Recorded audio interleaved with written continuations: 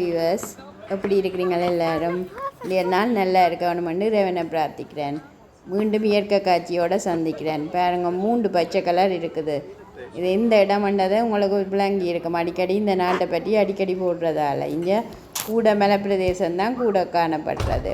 இந்த இயற்கை காட்சிக்கு இந்த நாடு தான் நம்பர் 1ன்னு சொல்லலாம்.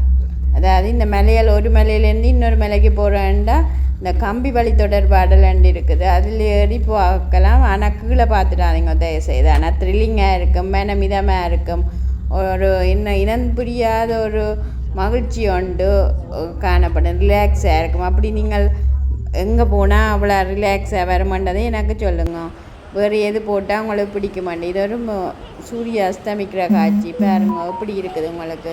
சூப்பராக இருக்குதா பாருங்க. மலை பிரதேசம் அந்த அந்த மங்கலான நேரம் சூப்பராக இருக்குமென்னு நினைக்கிறேன். உங்களுக்கு இதான் ஃபஸ்ட் டைம் நீங்கள் இந்த சேனலை பார்க்குறீங்களா, கட்டாயம் மறக்காமல் லைக் பண்ணி சப்ஸ்கிரைப் பண்ணி உங்களுக்கு இந்த இயற்கை அழகு உங்களுக்கு பிடிக்குமென்றதை எனக்கு கமெண்ட் பண்ணுங்க.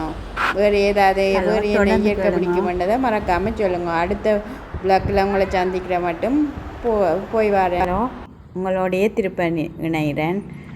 கடலுக்கு கப்பல் என்ன அழகாக இருக்குது பாருங்க. மலையில் பாருங்க, மலையும் மலை சார்ந்த இடமுமே இருக்குது.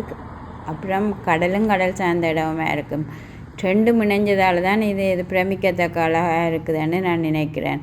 கிளைமேட்டு நல்ல இதமான கிளைமேட்டாக இருக்குது பாருங்க. மலையில் பாருங்க. இப்போ வீடுகளை பாருங்க. வீடுகள் மாளிகை மாடி அளவான இதாக இருக்குது பாருங்க. முன்னாலே இந்த வீட்டுக்கு முன்னாலேலாம் கார்கள் இருக்குது.